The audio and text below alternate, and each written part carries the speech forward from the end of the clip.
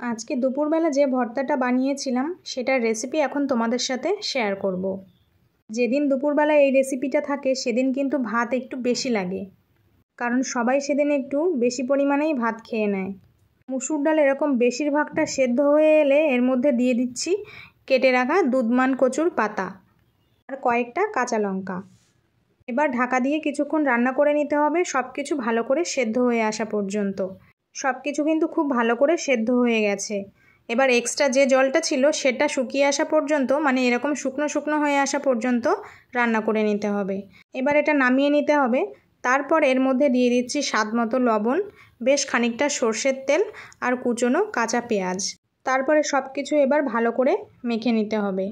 ধনেপাতাও দেওয়া যেতে পারে, ধনেপাতা দিলে টেস্টটা আরও বেশি ভালো হয়, কিন্তু আমার কাছে অ্যাভেলেবেল ছিল না, সেজন্য আমি দিতে পারিনি।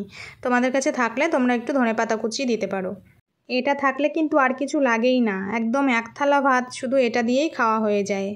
এর মধ্যে যে সেদ্ধ লঙ্কাগুলো ছিল সেটাও কিন্তু ভালো করে মেখে নিচ্ছি। ঝালটা তোমরা তোমাদের স্বাদ মতো কম বা বেশি নিতে পারো, বা সেদ্ধ লঙ্কার পরিবর্তে কাঁচা লঙ্কাও ব্যবহার করতে পারো। মুসুর ডাল আর কচু পাতার ভর্তা কিন্তু একদম রেডি।